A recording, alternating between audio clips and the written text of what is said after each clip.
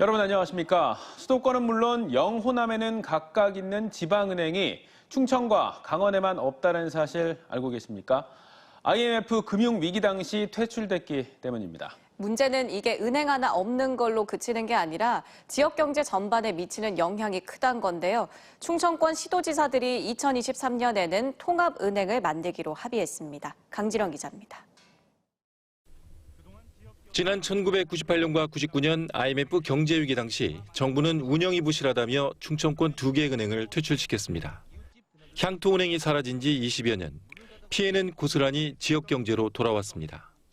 충남의 GRDP, 지역 내 총생산이 113조로 전국 네 번째였지만 24.7%가 타 지역으로 빠져나갔고 충북도 21.8%로 역외 유출률 각각 1, 2위를 기록했습니다.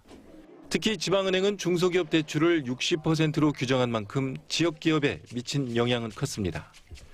충남의 경우 한 개 업체당 대출금은 평균 1억 1천만 원으로 비수도권 평균보다 6천만 원이 적은 반면 대출 이자율은 3.74%로 더 높았습니다. 또 충청권 주민 대상 여론조사에서도 58.4%가 지방은행의 필요성을 공감했습니다. 지방은행 부활은 그동안 충남도가 주도해오다 충청권 공동의제로 채택됐고 마침내 4명의 시도지사가 공동 추진하기로 합의했습니다. 소득 의격 유출을 막고 우리가 중소기업이 제대로 기업을 운영할 수 있는 여건을 만든다는 차원에서라도 반드시 지방은행이 필요하다고 생각합니다. 지방은행은 인터넷과 전통 방식을 모두 담은 복합 형태로 추진되며 충청권에 10개에서 30개까지 점포가 설치됩니다. 자본금은 3천억 원에서 7천억 원, 지자체와 상공회의소, 금융권이 출자하고 시민 공모주도 포함하는 걸로 추진됩니다. 충청권 공동추진단은 내년 연구 용역을 거친 뒤 오는 2023년 금융위원회에 충청권 통합은행 설치를 신청할 계획입니다. 특히 내년 대선을 앞두고 있는 만큼 그동안 충청권이 겪은 금융 불균형 문제를 제기해 지방은행을 대선 공약화할 계획입니다. 충청권이라는 하나의 경제권을 놓고 보면은 이 경제권은 가장 중요한 인프라가 지금 빠져 있는 상황이거든요. 충청은행을 설립하게 되면은 충청의 시각으로 충청의 산업의 기본적인 인프라가 마련된다. 다만 IMF 이후 오프라인 은행은 허가한 선례가 없고 또 지자체의 은행 출자는 금지돼 있는 등 난제가 산적해 있어서 이를 어떻게 돌파할지가 관건입니다. TJB 강진원입니다. 위중증 환자 치료 병상 부족 현상을 겪고 있는 대전에서 응급 환자를 전북 익산까지 수송하는 일이 빚어졌습니다. 지난 6일 밤 9시 21분쯤 대전 동구에서 가스 중독 응급 신고가 접수돼 119에서 이송할 병원을 확인했지만 지역 병원마다 병실 부족으로 난색을 피하자 80km 떨어진 익산의 대학병원으로 이송했습니다. 이날 오후엔 사우나에서 70대 남성이 고열과 함께 코로나19 의심 증세로 쓰러졌다는 신고가 접수됐지만 대전 지역 음압병동 13곳이 이미 포화 상태여서 결국 충북 청주로 이송했습니다. 대전에선 위중증 환자 전담병상 28개가 모두 꽉 차 사망자가 나와야만 비는 상황이며 준증증을 포함한 코로나 치료 병상 269개의 병상 가동률은 88.8%입니다. 유흥시설들은 코로나19로 인한 집합금지와 영업시간 제한 등으로 많은 손실을 입었는데요. 그동안 어려운 상황을 버텨온 만큼 정부의 손실보상금이 최소 한도는 지급될 것으로 보고 큰 기대를 걸었습니다. 하지만 막상 지급이 시작되면서 적게는 10만 원에서 많게는 1,000만 원까지 천차만별로 지원이 되자 뿔난 업주들이 거리로 뛰쳐나왔습니다. 김진석 기자입니다.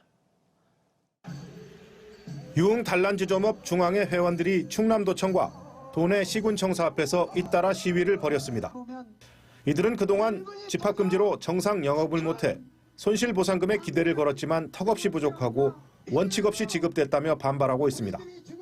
충남 도내에서 유흥가가 밀집한 지역마다 최근 손실보상금 지급액을 놓고 말도 많고 탈도 많습니다. 업소별로 손실보상액이 최소액에서 많게는 100배까지 차이가 나면서 산정 기준에 불만을 제기하는 유흥업소의 목소리가 커지고 있습니다. 천안시 불당동에 있는 330여 제곱미터 규모의 유흥시설은 손실보상액이 겨우 10만 원. 반면 비슷한 규모의 성정동에 있는 유흥시설은 900만 원이나 받았습니다. 7, 8, 9라고 그러면 하나도 영업을 안 한 데는 보상을 900이 나온 데가 있어요. 우리는 영업을 했지만 매출이 하나도 없어요. 그런 데는 또 이게 10만 원 나오고 어떠한 계산법도 없는 것 같아요. 한액 10만 원을 거머쥔 업체가 상당수인데 장기간 영업을 중단한 채 희생을 한 대가치고 터무니없다는 게 이들의 주장입니다. 협조를 했는데 돌아온 거는 손실만 했지 하나도 보상도 못 받고 하루에 10,000원씩만 해도 3개월이면 90만 원이에요. 최하로 먹고 사는 생활비 정도는 보장해줘야 되는 거 아니에요? 유흥시설은 단계적 일상회복에서 식당, 노래 연습장과 달리 자정까지 영업시간이 제한돼 손실보상에 대한 의존이 높을 수밖에 없다며 실효성 있는 지급기준 마련을 요구하고 있습니다. 이건 손실보상이라고 볼 수가 없고요. 지금부터라도 임대료라도 정부에서 줬으면 하는 그런 바람이고요.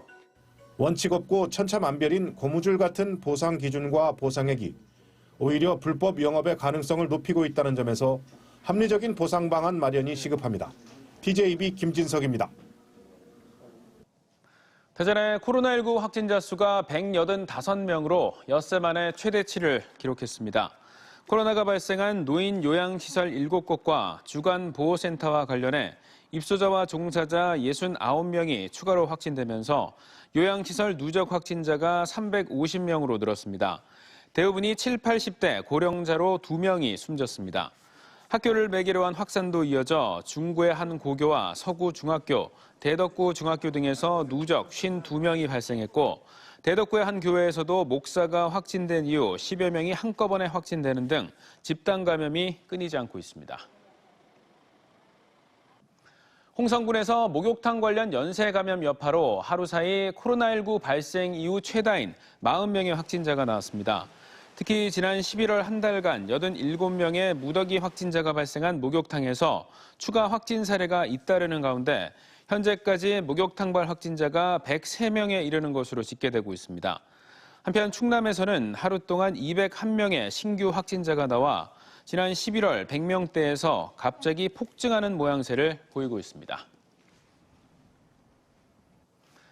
프로축구 K리그 1부로 반드시 승격하겠다는 대전 하나시티즌이 이 시각 현재 강원FC와 결전을 벌이고 있습니다.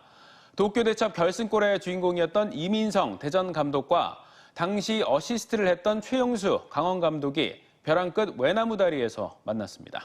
1차전인 오늘 대결 장소는 대전 한밭운동장입니다. 2014년 당시 대전이 승리해 2부 탈락 1년 만에 1부로 다시 올라갔던 승리의 장소죠. 현장에 취재 기자 연결하겠습니다. 류재일 기자. 프로축구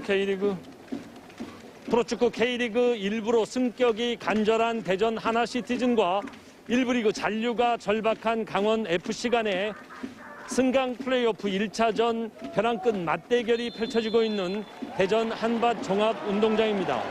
대전의 이민성 감독과 강원의 최용수 감독 간의 맞대결이 펼쳐지고 있는 지금은 현재 후반전이 진행 중이며 대전이 1대 0으로 앞서고 있습니다. 대전은 후반기 9골을 터뜨리며 2부 리그 MVP를 차지한 마사와 브라질 영적 하프 토종 공민현 원기종 선수가 활발한 공격을 선보이며 후반 6분 마침내 이현식 선수가 골을 터뜨리면서 홈팬들을 열광시켰습니다. 수비에선 대전의 그물망 수비진이 이종엽 등 강원의 날카로운 슛을 잇따라 막아내면서 1대 0으로 앞서가고 있습니다. 1부 리그 12개 팀 가운데 11위로 밀려나 잔류가 절박한 강원과 맞붙은 대전, K리그 2부 3위에 그쳤지만 2위 팀을 제압해 승강 플레이오프에 진출했고 6년 만에 1부 리그 승격을 반드시 이뤄내겠다는 각오입니다. 2015년 시즌 뒤에 2부로 강등된 대전은 이민성 감독 아래 9골의 마사, 6골의 박인혁, 5골의 이현식 등 다양한 득점 루트를 자랑하고 있어 오늘 경기 승리도 가능할 것으로 전망되고 있습니다. 특히 일본인 선수 이시다 마사토시 마사 선수는 올 시즌 강원 선수로 출발했지만 부상으로 방출, 대전으로 임대된 뒤 9골을 터뜨리며 맹활약했으며 오늘 운명처럼 원 소속팀 강원을 만나 대전 승리에 큰 힘이 될 것으로 기대되고 있습니다. 이번 승강 플레이오프전은 오늘 1차전에 이어 오는 12일 강릉에서 2차전이 치러지며 두 경기 승패가 동률이면 원정 다득점 우선 원칙에 따라 K리그 일부 승격팀이 결정됩니다. 대전이 1차전 홈경기에서 값진 승리를 거두며 일부 승격에 유리한 고지를 차지하길 바라는 홈팬들과 시민들의 응원이 더욱더 뜨거워지고 있습니다. 지금까지 대전 한밭 종합운동장에서 TJB 류재일입니다. 다음 소식입니다. 여학생이 학교에서 바지를 입으려면 의사소견서까지 첨부토록 하는 등 지역 중고교에서 학생 인권을 침해하는 독소 조항이 상당수 드러났습니다. 대전학생인권조례본부가 150개 중고등학교의 학생 생활 규정을 전수조사한 결과 중고교의 28%가 여학생의 바지 구매와 착용에 대한 선택권을 보장하지 못한 걸로 나타났습니다. 또 여학생 스타킹은 살구색, 회색, 검은색으로 제한하는가 하면 절반 이상의 중고교가 이성 교제를 규제했고 한 고교는 퇴학까지 내릴 수 있도록 했습니다. 민주당 이재명 대선 후보가 국회에서 열린 고 김용균 씨 3주기 추모 전시회에 참석해서 사회적 약자들의 현실에 공감하고 위로했습니다. 고 김용균 씨 사망 이후 외주 하청 노동자에게 위험한 작업을 맡겨서는 안 된다는 공감대가 형성됐고 산업안전보건법도 개정됐습니다.